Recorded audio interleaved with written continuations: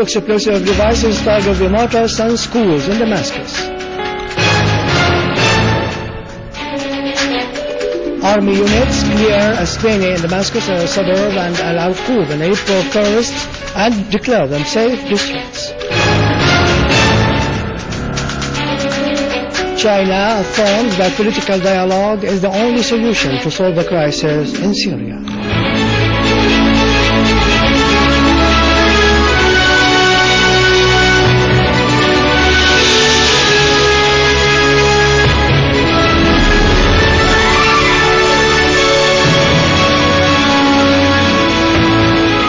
Good afternoon, ladies and gentlemen. Welcome to our news for today. A blast resulting from two explosive devices near the martyr sons' schools in Damascus injured 7 people and left slight material damages. More on the following report. Two explosive devices planted by an armed terrorist group near the schools of martyr sons in Damascus blew up today, slightly injuring 7 people and causing little material damage. According to an official source in Damascus governorate, the explosion of the two devices, which had been planted beside the students' dormitory and the school's theater, led to a huge fire in both places. On his part, the school's director, Major General Muhammad Amin Othman, has dismissed it as untrue reports circulated by the misleading media about his martyrdom and the presence of other casualties who fell victims in the incident. He affirmed that such reports are absolutely groundless and indicate the bankruptcy of these channels.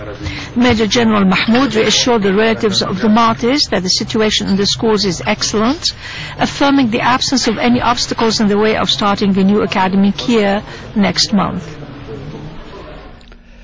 A military source has affirmed that Al-Arqub neighborhood in Aleppo has been cleared of the armed terrorist groups and is now declared secure. The source added that work is underway to clear Suleiman al-Halabi district from the mercenary terrorists. During operations in Al-Arqub area, our armed forces found a stolen sham car that contained various kinds of weapons and ammunition. Meanwhile, the authorities continued to pursue fleeing terrorists in other areas.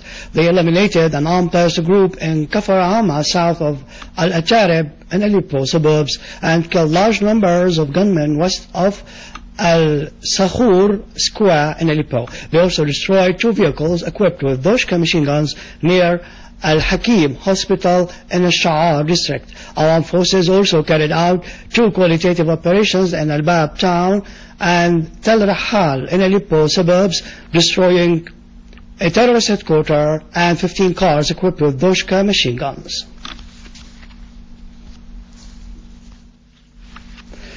Units of our armed forces targeted last night a gathering of terrorists in Bab Hood area in Homs, killing and wounding dozens of them.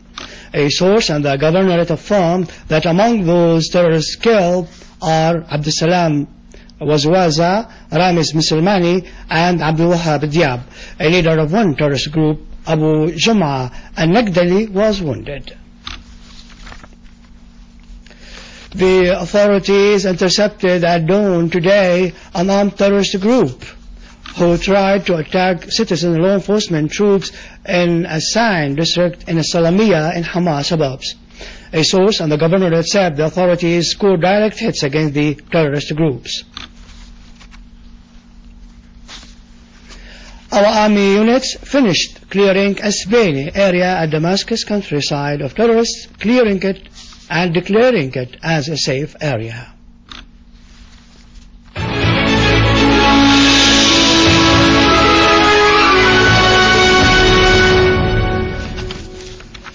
Chinese Foreign Minister Yang Jiechi said that political dialogue is the right way to solve the crisis in Syria. On the sideline of the 76th meeting of the UN General Assembly, Yang said that China had an objective and responsible approach towards the crisis in Syria and it had played a vital role in enhancing dialogue. Mr. Yang pointed out that in order to solve the crisis in Syria, the main priority now is to push all parties to stop violence and start a comprehensive dialogue through diplomatic mediators. The Chinese Foreign Minister affirmed that resolving the crisis in Syria must be decided by the Syrian people themselves. In Iraq, 6 people were killed and 8 others injured in a terrorist attack on a police station and several checkpoints in Baghdad. Iraqi Interior Ministry said that a policeman was killed and 2 others wounded in an attack with rocket-propelled grenades and machine guns on a police station in Al-Tarmiya, north of Baghdad. In another incident, 2 policemen were killed and 3 others wounded in an attack on an army checkpoint south of Baghdad as gunmen assassinated an officer in Amiriya, west of the capital. The city of Benghazi in Libya witnessed a huge demonstration yesterday on consolidation with last Friday's victims when 11 people were killed and many others were injured as protesters stormed into the headquarters of the extremist armed brigades in the city. The demonstrators affirmed that their march aims at punishing those who were responsible for the massacre. They also demanded disarming these groups and speeding up the process of building a national army and a police force. Instability and chaos spread in Libya as extreme militias dominated wide areas in the country after NATO's attacks last year.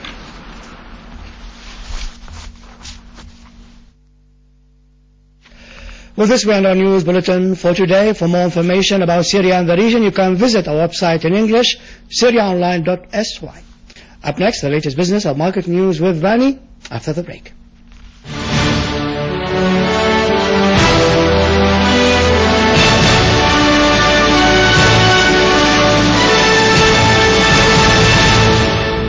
Good afternoon. Financial expert Qais Khidr affirmed that the 30% decrease rate of the Syrian pound is acceptable, taking into consideration the impact of the current crisis. Dr. Khidr highlighted that the Syrian pound's strength is due to 3 factors. First, that the economic sector is considered a major supporter of the Syrian pound, while the Syrian market hasn't faced a severe shortage in goods in a way that causes a high increase of prices. Second, there is a good stock of gold and foreign currencies which support the Syrian pound. Third, gaining control over the monetary market, in addition to the Syrian citizens' confidence in the Syrian pound and its purchasing ability. The Minister of Agriculture, Engineer Subhi Al Abdullah, stressed that the agricultural sector played a great role in enhancing the economy during the current circumstances, as the sector is vital to assure food security and providing the raw materials needed for the industrial sector. The minister said that the sector faced great obstacles in providing the production needs and delivering them to the agricultural lands. In spite of all this, however, the sector overcame those problems, so the crops has been marketed as the establishment of Syria received about 2.3 million tons of wheat. Also, they are working to export 400,000 tons of barley, indicating that the ministry is looking forward to make the next agricultural season better.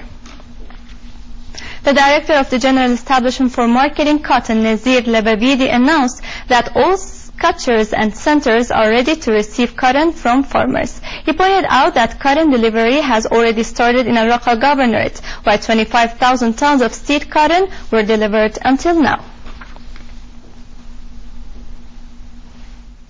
The director of the General Establishment for Transportation, Yusuf Mahmoud, affirmed that rehabilitating the establishment's roads is being completed in the cooperation with local companies and national expertise. He pointed out that free circulation will be applied on all new roads, including highways, no matter how much they cost, in order to facilitate the movement of buses. He highlighted that the establishment's plan for 2013 aims at enhancing the road transport system and developing its standards, in addition to providing the necessary elements of road safety and investment projects, for which 7 billion Syrian pounds have been allocated. Oil rose above $110 a barrel, as escalating tensions over Iran offset plentiful supplies and concern over the health of the global economy.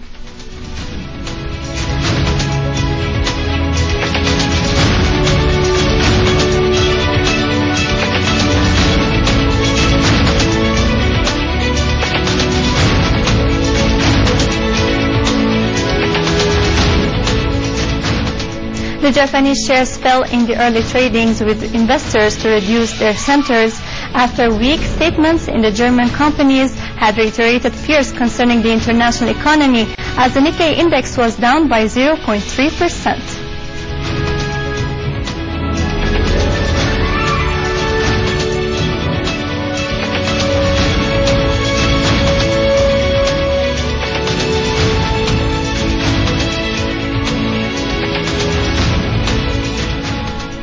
The craft assembly for drafting and making jewelry in Damascus set the gold price in the local market to be 3,550 Syrian pounds per the gram of the 21 carats, as it was up by 25 Syrian pounds from yesterday, whereas the gram of the 18-carat gold was 3,043 Syrian pounds.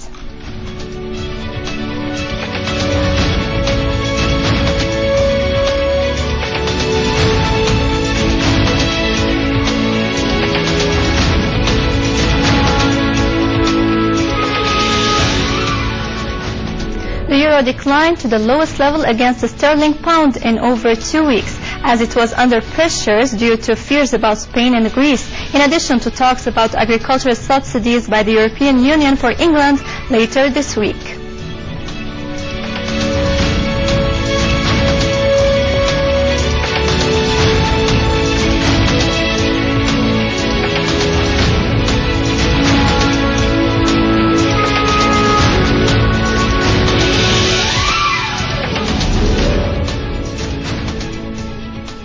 And with this we conclude our news. Thank you for watching and goodbye.